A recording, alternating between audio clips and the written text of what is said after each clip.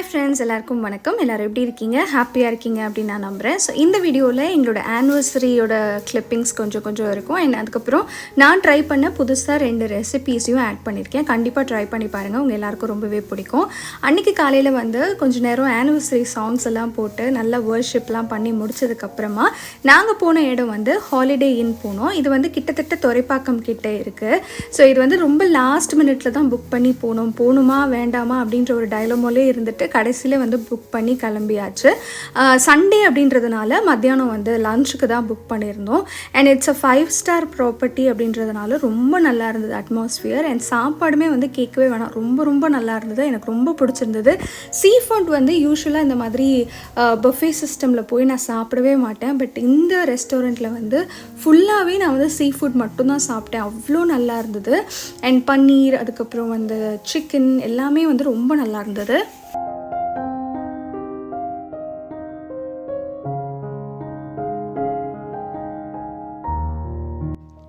And அங்கே வந்து நான் சாப்பிட்ட ஐட்டம்லாம் பார்த்திங்கன்னா கொஞ்சம் வந்து ஸ்பைசி மேக்ரோனிலாம் ஆர்டர் பண்ணியிருந்தோம். ஆனால் அதெல்லாம் வந்து அவ்வளோ டேஸ்ட்டாக எனக்கு படல. நம்ம வீட்டில் வந்து நம்மளுக்கு ஏற்ற மாதிரி ஸ்பைஸ் அரேஞ்ச் பண்ணிப்போம்ல, பட் அது வந்து எனக்கு ரொம்ப பிடிக்கல. பட் ஸ்வீட்ஸும் அந்த ஆம்பூர் பிரியாணி, செட்டிநாடு மட்டன், அந்த அப்புறம் சிக்கன் சுக்கா இதெல்லாம் வந்து வேறு லெவலில் இருந்து ரொம்ப டேஸ்ட்டாக இருந்தது.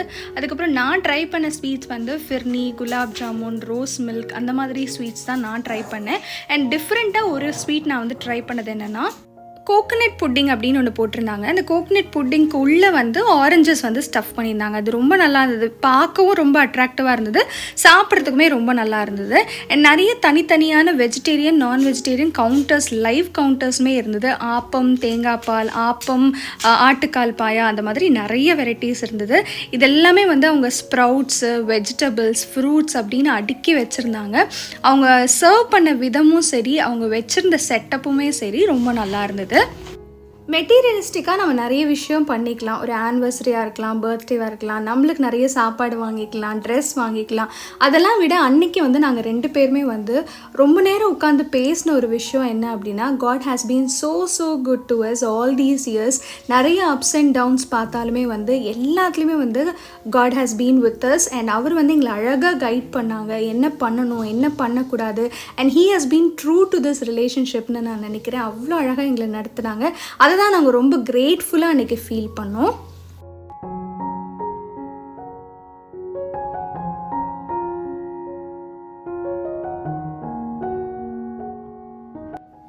ஸோ இந்த விலாகுமே வந்து லாஸ்ட் வீக் ஃபுல்லாக வீக் இன் மை லைஃப் மாதிரி தான் இருக்கும். நிறைய குட்டி கிளிப்ஸ் எடுத்தேன். நடுவில் வந்து குட் ஃப்ரைடே, ஈஸ்டர் அப்படிலாம் இருந்தனால சில வீடியோஸ் எடுக்க முடியல. இது அடுத்த நாள் வந்து ஹோலி, ஆக்சுவலாக March 25th வந்து ஹோலி இருந்துச்சு. அன்றைக்கி வந்து ஹஸ்பண்ட் மட்டும்தான் ஆஃபீஸ் போயிருந்தாங்க, நான் வந்து லீவ் எடுத்திருந்தேன்.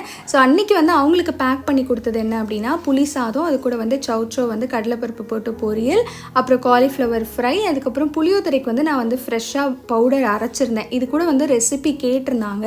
ஆக்சுவலாக ஷார்ட்ஸில் நான் அந்த வீடியோ போடும்போது வந்து லிங்க் கேட்டிருந்தாங்க. ஷார்ட்ஸில் அது ஒர்க் ஆகலை.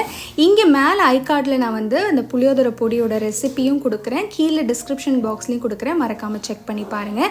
அண்ட் அன்றைக்கி அவங்க ஆஃபீஸ்க்கு கிளப்புறதுக்கு முன்னாடியே வந்து ஓரளவுக்கு எல்லா திங்ஸையும் ஒதுக்கி வச்சுட்டேன். கொஞ்சம் பாத்திரம் எல்லாம் தேய்ச்சாச்சு.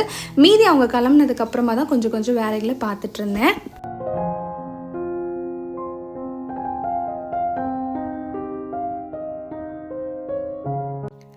ஹஸ்பண்ட் வந்து கொஞ்சம் ஃப்ரீ டைம் கிடைக்கும்போது இந்த மாதிரி கொஞ்சம் எனக்கு ஹெல்ப் பண்ணுவாங்க. க்ளீனிங் வந்து அவங்க நிறையவே ஹெல்ப் பண்ணுவாங்க. இந்த கிளாஸ் க்ளீன் பண்ணுறது, ஒட்டரை அடிக்கிறது, மாபிங் அவங்களுக்கு சுத்தமாக வராது, அதே மாதிரி சமையல் வராது. மற்றபடி வந்து நிறைய ஹெல்ப் பண்ணுவாங்க. பாத்திரம் தேய்க்கிறதுக்கு கூட நைட் வந்து ஹெல்ப் பண்ணுவாங்க. ஸோ அதனால் அன்றைக்கி வந்து பால்கனி கிளாஸ் வந்து ரொம்ப அழுக்காக இருந்த மாதிரி இருந்தது. வீக்கெண்டில் க்ளீன் பண்ண மறந்துட்டோம். அன்றைக்கி வந்து ஆனிவர்சரி அப்படின்றதுனால வெளியிலலாம் போயாச்சு இல்லையா. ஸோ அதனால் அந்த வீக் வந்து கொஞ்சம் ஒர்க் எப்போல்லாம் கம்மியாக இருந்தோ கொஞ்சம் க்ளீனிங் எடுத்து பண்ணிட்டு இருந்தாங்க. அன்றைக்கி வந்து பால்கனி டோர்ஸ் தான் க்ளீன் பண்ணாங்க. இதில் லிக்விட் வந்து கொஞ்சம் தண்ணியில் வந்து ஷாம்பு வந்து கலந்துட்டு நம்ம கிளாஸ் தொடச்சோம் அப்படின்னா சூப்பராக இருக்கும். என் கடைசியில் வந்து நியூஸ் பேப்பர் வச்சு வைப் பண்ணோம் அப்படின்னா கிளாஸ் வந்து நல்லா சுத்தமாகிடும். இந்த வீடியோவில் நான் 2 இம்பார்ட்டன்ட் ரெசிபி ஷேர் பண்ணுறேன்னு சொன்னேன்ல. அதில் ஃபர்ஸ்ட் ரெசிபி வந்து இந்த காராமணி, அதாவது சிகப்பு காராமணி வச்சுட்டு ஒரு குழம்பு செய்கிறது. இது ரொம்ப நல்லா இருந்தது. டயட்டில் இருக்கீங்க அப்படின்னா இந்த குழம்பு வந்து எண்ணெய் கம்மியாக வச்சுட்டு நீங்கள் சாதத்தோடு பிசைஞ்சு சாப்பிடுங்க. இந்த பயிர் வந்து வெறுமையாக சாப்பிட பிடிக்காதவங்க இந்த மாதிரி சாப்பிட்டுக்கலாம். இதுக்கு வந்து ஒரு மண் சட்டியில் கொஞ்சமாக எண்ணெய் ஊற்றிட்டு அது கூட சின்ன வெங்காயம் ஒரு 10லேருந்து 20 சின்ன வெங்காயம், ஒரு 3 தக்காளி எடுத்திருக்கேன். எல்லாத்தையுமே வந்து நல்லா வதக்கிக்கணும். இதை நம்ம வதக்கி அரைக்க தான் போகிறோம் அப்படின்றதுனால கொஞ்சம் பெருசு பெருசாக கட் பண்ணியிருக்கேன். இது கூடவே வந்து 2 ஸ்பூன் தனியா, 1 ஸ்பூன் மிளகு, 1 ஸ்பூன் சீரகம், ஒரு கொத்து வந்து கருவேப்பிலை. இதை வந்து நல்லா வதக்கிக்கணும். இதை வதக்கினதுக்கப்புறமா கொஞ்சம் அந்த தனியா நம்ம போட்டிருக்கோம்ல, அதெல்லாம் கொஞ்சம் பொரிஞ்சு வந்ததுக்கப்புறமா வந்து தேங்காய் சேர்த்துக்கலாம்.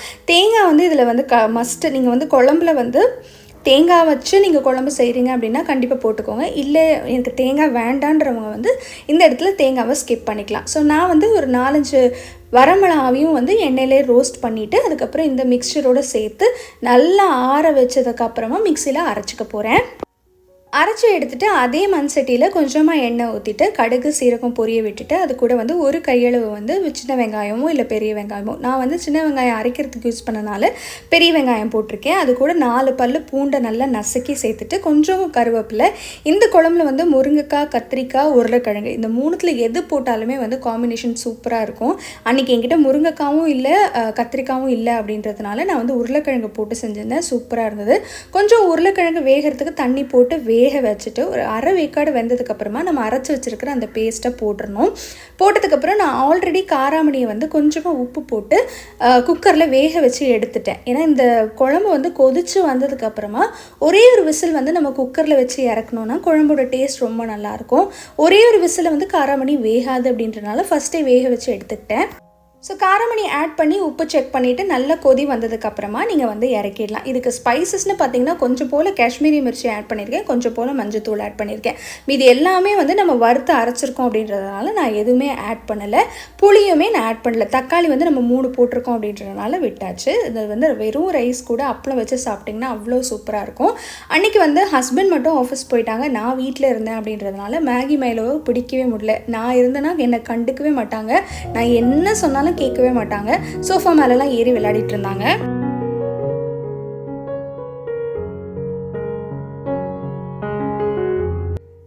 அடுத்து வந்து ஒரு இம்பார்ட்டண்ட் ரெசிபி. இது வந்து நிறைய பேருக்கு வந்து ட்ரை பண்ணியிருப்பாங்களான்னு தெரியல. நானுமே இது செகண்ட் டைம் ட்ரை பண்ணுறேன். ரொம்ப நல்லா வந்தது. எங்கள் வீட்டில் எல்லாருக்குமே பிடிச்சதுனால உங்களுக்கு நான் சொல்லித்தரேன்.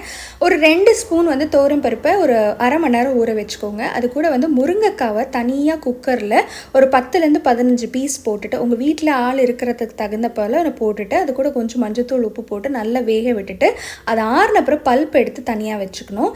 இங்கே வந்து ஒரு 2-3 சின்ன வெங்காயம், தக்காளி, பூண்டை வந்து நல்லா நசுக்கி வச்சுருக்கேன், பச்சை மிளகாய், சீரகம், வர கொத்தமல்லி இருக்கு இல்லையா, அதாவது தனியா இருக்குல்ல, அதை 1-2 வந்து மிக்சியில் ஓட விட்டு எடுத்திருக்கேன். ரொம்ப மையாக இருக்கணும்னு இல்லை, கொஞ்சம் வந்து கொரன்னு இருக்கணும். ஸோ ஃபஸ்ட்டு குக்கரில் வந்து நெய் சேர்த்துட்டு அதில் சீரகம், பூண்டு தட்டி போட்டது, பச்சை மிளகாய், சின்ன வெங்காயம், தக்காளி எல்லாத்தையுமே வந்து நல்லா வதக்கிடணும். இது கூடவே அந்த வர கொத்தமல்லி, இது வந்து முருங்கைக்கால செய்கிற சூப்பு, பருப்பு சேர்த்து செய்கிற சூப்பு ரொம்ப டேஸ்ட்டாக இருக்கும். நீங்கள் டயட்லலாம் இருக்கீங்க அப்படின்னா நைட்டு டின்னருக்கு வந்து இது மட்டுமே எடுத்துக்கலாம், இல்லை மார்னிங் பிரேக்ஃபாஸ்ட்டுக்குமே இது மட்டுமே எடுத்துக்கலாம். இதில் நிறைய இம்யூனிட்டி இருக்குது. எதிர்ப்பு சக்தியே இல்லை அப்படின்னு ஃபீல் பண்ணுறவங்க முருங்கைக்காய் சீசன் இப்போது, அதனால் வாங்கி இந்த மாதிரி சூப் பண்ணி பசங்களுக்கு கூட நீங்கள் கொடுக்கலாம்.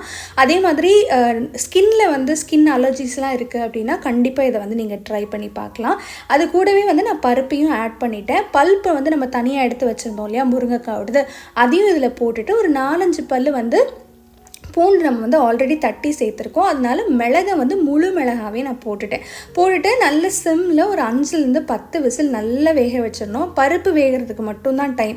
உங்களுக்கு தேவையான அளவுக்கு தண்ணியாக வச்சுக்கலாம், ரொம்ப கட்டியாக வைக்கக்கூடாது. இது சூப் அப்படின்றதுனால இந்த கன்சிஸ்டன்சியில் இருந்தால் சூப்பராக இருக்கும். எல்லாம் வெந்து முடிச்சதுக்கப்புறம் நல்லா மத்து போட்டு கிளறிட்டு ஒரு ஃபில்டரில், ஒரு வடிகட்டியில் நல்லா நீங்கள் வந்து ஸ்பூன் வச்சு மேஷ் பண்ணிங்கன்னா அந்த முருங்கைக்காவோட திப்பி, அப்புறம் நீங்கள் வந்து முழுசாக போட்டிருக்கிற எல்லா ஐட்டமும் வந்து ஃபில்டர் ஆகி வந்துடும். இந்த மாதிரி கன்சிஸ்டன்சியில் இறக்கிட்டு மேலே பெப்பரு, கொஞ்சம் உப்பு செக் பண்ணிவிட்டு கொத்தமல்லியை நான் தண்டோடு சேர்த்துருக்கேன். இப்போ உங்களுக்கு பிடிக்கும்னா நீங்கள் தண்டோடு சேருங்க, இல்லைன்னா இலை மட்டும் சேருங்க. எனக்கு எப்போவுமே தண்டோடு சாப்பிட பிடிக்கும், அதனால் நான் வந்து அப்படி செஞ்சுருக்கேன். அன்றைக்கி மார்னிங் பிரேக்ஃபாஸ்ட்டுக்கு இது சமைச்சிருந்தோம், அதனால் ரொம்ப நல்ல ஃபில்லிங்காகவும் இருந்தது. மத்தியானம் வரைக்கும் நல்லாவே பசி தாங்கிச்சு.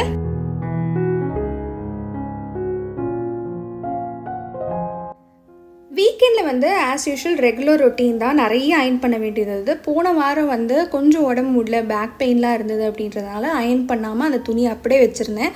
அதனால் 2 வாரத்தோட துணி இருந்தது, எல்லாத்தையும் அயர்ன் பண்ணிவிட்டு அன்றைக்கி மத்தியானம் போல் வந்து க்ராசரி வாங்குறதுக்காக கிளம்பியாச்சு.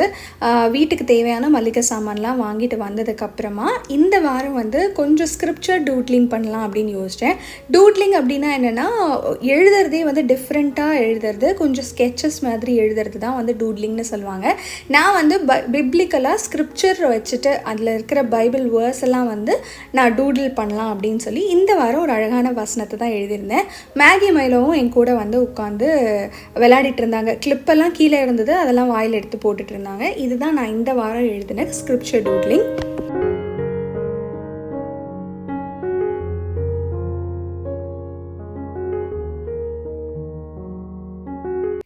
எல்லாம் எழுதி முடிச்சுட்டு இன்றைக்கி வந்து டின்னர் சீக்கிரமாகவே சாப்பிட்டாச்சு. 2 சப்பாத்தி, அது கூடவே வந்து கொஞ்சமாக சோலை மசாலா ரெடி பண்ணியிருந்தேன். எல்லாம் நாங்கள் 2 பேருமே சாப்பிட்டு முடிச்சுட்டு போடியமுக்கு கொஞ்சம் நேரம் போயிட்டோம். வீக்கெண்ட் ஆனால் இங்கே ரிலாக்ஸ்டாக உட்காந்துருக்கிறதுக்கு எங்களுக்கு ரொம்பவே பிடிக்கும்.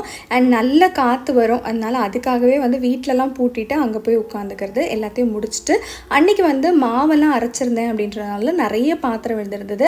இந்த வீடியோ உங்களுக்கு கண்டிப்பாக பிடிச்சிருக்கும் அப்படின்னு நம்புகிறேன். நெக்ஸ்ட் லாங் வீடியோவில் உங்களை மறக்காமல் சந்திக்கிறேன். See you all in another vlog. Take care and bye.